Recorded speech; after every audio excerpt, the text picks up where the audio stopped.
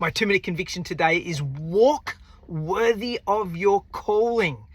I'm inspired by this as the opening line of a letter written by the Apostle Paul. And here's the guy who got knocked off his horse on the road to Damascus, got turned blind for 3 days by a shining light, and has this remarkable conversion to Christianity.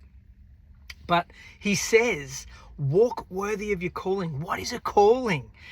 A calling is a lot more than just the hobbies and the passions that you happen to indulge. It's a calling isn't even something I think we choose or decide. It's not the mix of ambitions that you have or the vision for your future that you create. Calling, by definition, is something that you are drawn into, that you are attracted to. It's like it's a force beyond you. For the Apostle Paul, it was God who called him and compelled him to live a life in service. And I wonder, what is it that calls you?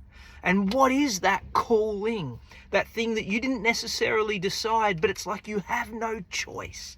You are compelled to do it. And once you've worked that out, how do you walk worthy of that calling?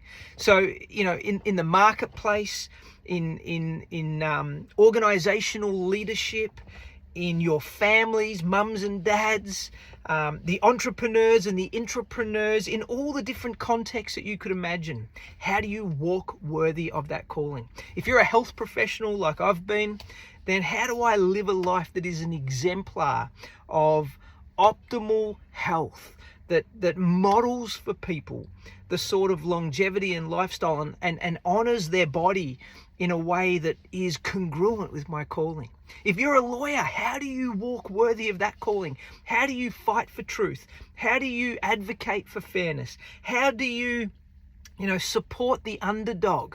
You're a man or a woman of justice. Walk worthy of that calling. If you're a school teacher, that's a lot more than just education and compliance. Walking worthy of that calling is this compulsion to help invest into and raise the next generation to be capable leaders who live out the values that they are so passionate for.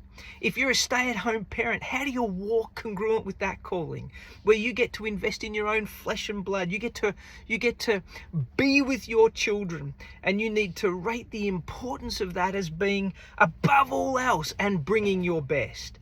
My 2-minute conviction is walk worthy of your calling. And I know I have to remind myself of this regularly, so I encourage you, think about what your calling is and how you can walk in excellence worthy of that calling. Have a great week.